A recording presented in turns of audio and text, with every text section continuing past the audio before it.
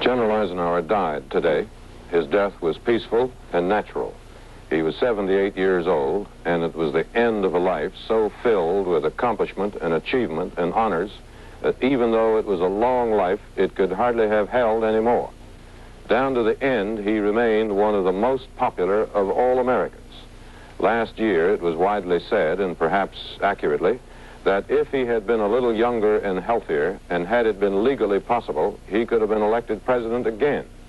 He survived 7 heart attacks, a stroke, and a variety of surgery. But finally, today, his heart was so weakened it could no longer function, and he died of congestive heart failure.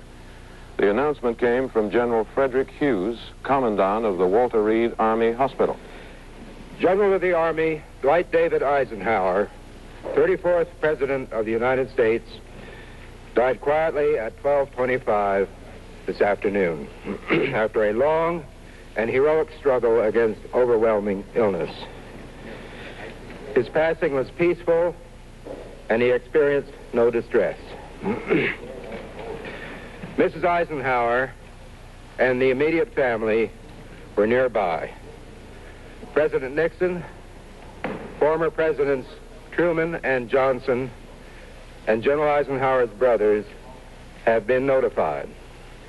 The commanding general, Military District of Washington, has responsibility for all the arrangements for the state funeral.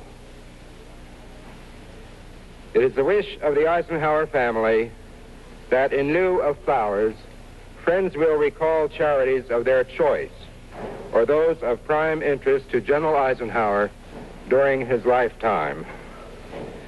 These are as follows, and they will be handed out to you. The Eisenhower Exchange Fellowships, Eisenhower College, the People to People Program, Freedom's Foundation, and the Dwight David Eisenhower Research Fund for Cerebral Palsy. President Nixon went out to the hospital when he heard the news. NBC News correspondent Douglas Kiker has been standing by at the hospital these last several days, and here is his report. President Nixon left the White House as soon as he learned of the death and went to the hospital to pay his respects to the Eisenhower family. With him was the First Lady and their daughter Patricia. They stayed half an hour.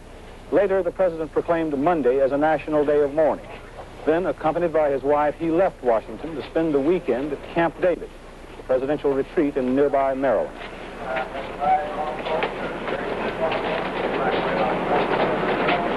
There was no surprise, really no shock here at Walter Reed Army Medical Center when General Eisenhower's death was announced this afternoon.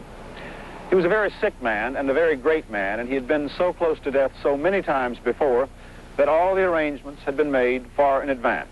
His family, his friends, all his old comrades were prepared for it. The general's fatal illness began 13 days ago, congestive heart failure. That means simply that his heart gave out on him, that his heart, so weakened by 7 previous heart attacks, simply lacked the strength to pump the blood his body needed. When that happens, the lungs and the heart chambers slowly fill up with blood, and the body slowly becomes congested with salt water. So for 13 days, General Eisenhower fought death, but every day he grew progressively weaker, and reports on his condition grew progressively bleaker. Until last night, when unexpectedly there seemed to be some slight improvement. The doctor said he was resting more comfortably, breathing easier, and that the slow deterioration of his heart appeared to have halted. But this morning it was a different matter. The doctor said his condition had considerably worsened overnight. A little later, they said his course was continuing almost imperceptibly downhill. And then a little later came the announcement of death. Douglas Kiker, NBC News at the Walter Reed Army Medical Center. Here are the funeral plans. Tomorrow, the general's body will be taken to the Washington National Cathedral. There'll be a brief service for the family, and it'll lie in repose there for 24 hours. Sunday afternoon, it'll be moved by hearse from the cathedral toward the Capitol until it reaches the White House, where it'll be transferred to a horse-drawn caisson and will then go to the Capitol to lie in state in the rotunda until Monday. On Monday, back to the cathedral for a funeral service, then to the railroad station for a special train carrying it to Abilene, Kansas, which the general always called home. All of this will be seen live on NBC television. There in Abilene, about halfway across the country, he will be buried on Wednesday. Chet? Two former American presidents today issued messages of condolence and tribute to the late 34th President, Dwight D. Eisenhower. Former President Johnson said, "America will be a lonely land without him, but America will always be a better nation because Ike was with us when America needed him." Former President Truman said, "General Eisenhower and I became political opponents, but before that we were comrades in arms, and I cannot forget his services to his country and to Western civilization." President de Gaulle of France announced that he will attend General Eisenhower's funeral.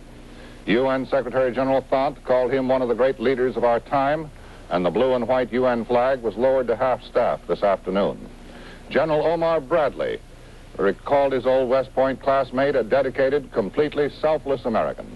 British Field Marshal Lord Montgomery said, "I am very distressed. I want to be left alone now."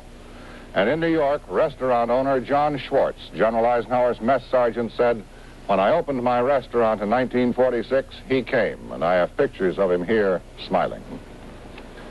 General Eisenhower suffered the first of his 7 heart attacks in 1955, during his first presidential term. He also had ileitis, and in 1957 a stroke while still in office.